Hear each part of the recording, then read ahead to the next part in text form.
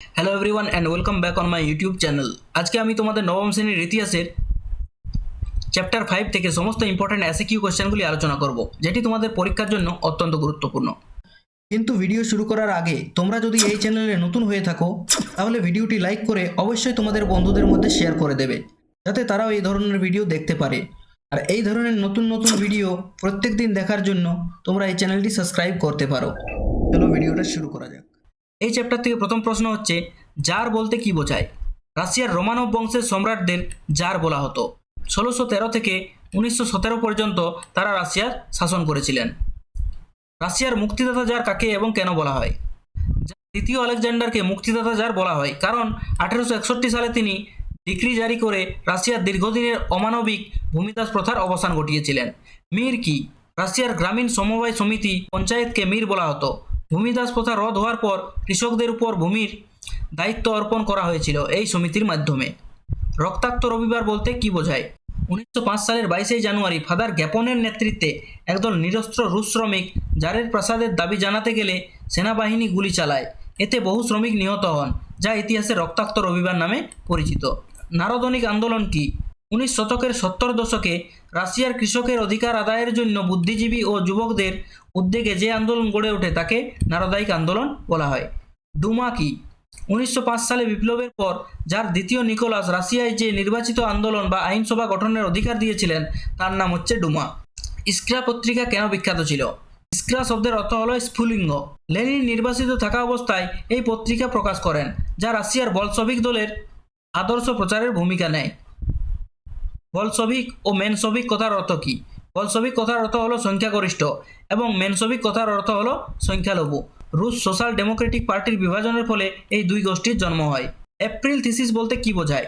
1917 সালে নির্বাসন থেকে ফিরে লেনিন বলশভিকদের সামনে যে নতুন পরিকল্পনা পেশ করেন, যাতে সমস্ত ক্ষমতা সোভিয়েতদের হাতে দেওয়ার কথা বলা হয়েছিল, একে এপ্রিল থিসিস বলে। লিও ট্রটস্কি কে ছিলেন? লিও ট্রটস্কি ছিলেন রুশ বিপ্লবের লেনিনের প্রধান সহযোগী এবং লাল ফৌজের প্রতিষ্ঠাতা। ব্রেস্ট লিটোভস্কের সন্ধির গুরুত্ব কী?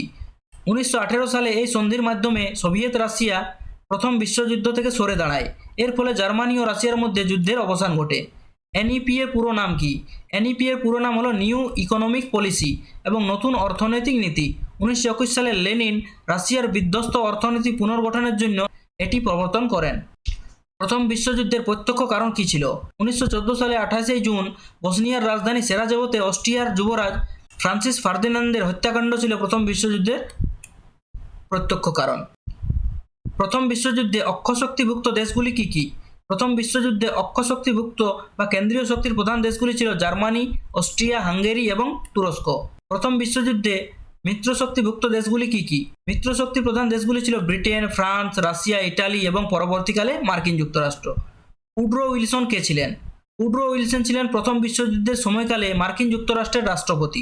তিনি বিশ্ব শান্তি প্রতিষ্ঠার জন্য বিখ্যাত 14 দফা নীতি ঘোষণা করেছিলেন। 14 দফা নীতি কী ছিল? মার্কিন রাষ্ট্রপতি উড্রো উইলসন 1918 সালে বিশ্বশান্তি রক্ষা এবং আন্তর্জাতিক শৃঙ্খলা প্রতিষ্ঠার জন্য 14টি শর্তে সম্বলিত এক নীতি ঘোষণা করেন, যা 14 দফা নীতি নামে পরিচিত। ভার্সাই সন্ধিকে কেন আরোপিত সন্ধি বলা হয়? মিত্রপক্ষ পরাজিত জার্মানিকে কোনো আলোচনার সুযোগ না দিয়ে জোর করে এই সন্ধির শর্তগুলো মেনে নিতে বাধ্য করা হয় বলে একে আরোপিত সন্ধি বলা হয়। লিগ অব নেশনস বা জাতিপুঞ্জ কবে প্রতিষ্ঠিত হয়? প্রথম বিশ্বযুদ্ধের পর 1920 সালের 10 জানুয়ারি চুক্তিপত্র 1919 অনুসারে বিশ্বশান্তি রক্ষার উদ্দেশ্যে লিগ অব নেশনস বা জাতিপুঞ্জ প্রতিষ্ঠা করা হয়। ফ্যাসিবাদ বলতে কি বোঝায়? ইতালিতে বেনিতো মুসোলিনির নেতৃত্বে গড়ে ওঠা এক উগ্র জাতীয়তাবাদী, একনায়কতন্ত্রী ও গণতন্ত্র বিরোধী আদর্শকে ফ্যাসিবাদ বলা হয়। মুসোলিনি কে ছিলেন? মুসোলিনি ছিলেন ইতালির ফ্যাসিস্ট দলের নেতা এবং এক নায়ক। তিনি 1922 সালে ইতালির ক্ষমতা দখল করেন। নাৎসিবাদ কি?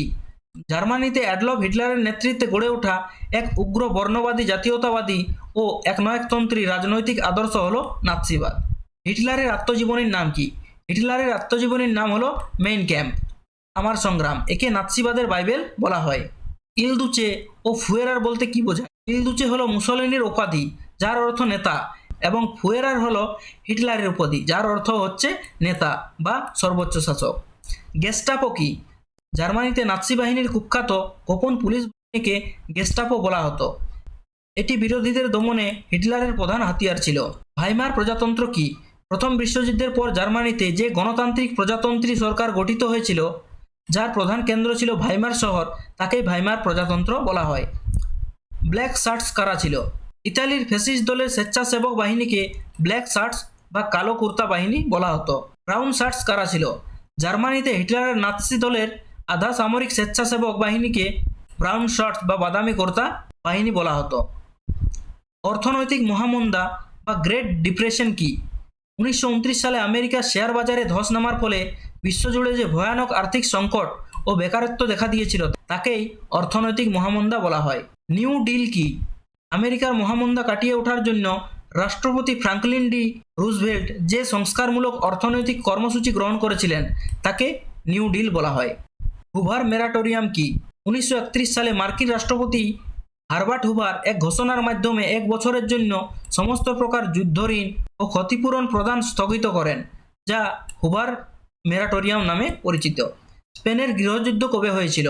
1936 থেকে 1939 সাল পর্যন্ত স্পেনের প্রজাতন্ত্রী সরকার ও জেনারেল ফ্রাঙ্কোর ফ্যাসিস্ট বাহিনীর মধ্যে গৃহযুদ্ধ চলেছিল। জেনারেল ফ্রাঙ্কো কে ছিলেন? জেনারেল ফ্রাঙ্কো ছিলেন স্পেনের ফ্যাসিস্ট বাহিনীর নেতা। তিনি জার্মান ও ইতালির সহায়তায় স্পেনের গৃহযুদ্ধে জয়লাভ করে একনায়কতন্ত্র প্রতিষ্ঠা করেন। রাসপুটিন কে ছিলেন? রাসপুটিন ছিলেন একজন ভণ্ড সন্ন্যাসী, যার রুশ পরিবারের উপর ব্যাপক প্রভাব ছিল। তার দুর্নীতি জারের শাসনের ভাবমূর্তি নষ্ট করেছিল। হেরেনবক তত্ত্ব কি? হিটলার প্রচারিত এই তত্ত্বের মূল কথা ছিল জার্মানি হলো বিশ্বের শ্রেষ্ঠ আর্য জাতি এবং তারাই বিশ্ব শাসনের অধিকারী। বুলিঘিন শাসনতন্ত্র কি?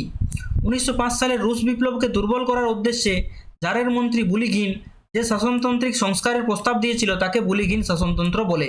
পেট্রোগ্রাড ধর্মঘট কি? 1917 সালের মার্চ মাসে রাশিয়ার পেট্রোগ্রাড শহরে শ্রমিকরা খাদ্যের দাবিতে যে ধর্মঘট শুরু করেছিল, যা জারতন্ত্রের পতনের পথ প্রশস্ত করে, তাকেই পেট্রোগ্রাড ধর্মঘট বলে। কালো বৃহস্পতিবার কেন বিখ্যাত? 1929 সালের 24শে অক্টোবর আমেরিকার শেয়ার বাজারে হঠাৎ ধস নামলে কয়েক ঘন্টার মধ্যে লাখ লাখ মানুষ সর্বশান্ত হয়। এই দিনটিকে কালো বৃহস্পতিবার বলা হয়। কমিনটার্ন কি? সারা বিশ্বে সমাজতান্ত্রিক বিপ্লব প্রচারের উদ্দেশ্যে 1919 সালে লেনিনের নেতৃত্বে মস্কোতে যে আন্তর্জাতিক সংস্থা গঠিত হয়, তার নাম হচ্ছে কমিনটার্ন। নেক্সট, কেন স্পেনের গৃহযুদ্ধকে দ্বিতীয় বিশ্বযুদ্ধের মহড়া বলা হয়? কারণ এই যুদ্ধে জার্মানি ও ইতালি তাদের আধুনিক যুদ্ধাস্ত্র ও রণকৌশল প্রথম পরীক্ষা করেছিল এবং ইউরোপের রাজনৈতিক মেরুকরণ স্পষ্ট হয়েছিল। এই ছিল এই চ্যাপ্টার থেকে সমস্ত ইম্পর্টেন্ট কোশ্চেন আনসার। তোমরা যদি এই চ্যাপ্টারটি থেকে সমস্ত নোটস ডাউনলোড করতে চাও, তাহলে তোমরা আমাদের ওয়েবসাইট www.gyaniralo.com ভিজিট করতে পারো। সেখানে তোমরা এটির পিডিএফ পেয়ে যাবে এবং সেখান থেকে তোমরা এটি সহজেই ডাউনলোড করতে পারবে। এছাড়াও তোমরা আমাদের হোয়াটসঅ্যাপ গ্রুপ, ফেসবুক পেজ এবং টেলিগ্রাম চ্যানেলেও এই পিডিএফটি পেয়ে যাবে। তোমরা এগুলিও অবশ্যই জয়েন করে নেবে এবং এই সবগুলির লিঙ্ক তোমরা ভিডিওর নিচে ডেসক্রিপশনে পেয়ে যাবে। এছাড়াও তোমরা আমাদের ওয়েবসাইটে ভিজিট করে মক টেস্ট, সাজেশন এবং অন্যান্য সাবজেক্টগুলির নোটসও দেখতে পাবে। আশা করি ভিডিওটি তোমাদের ভালো লেগেছে। See you in my next video. Till then, thank you for watching.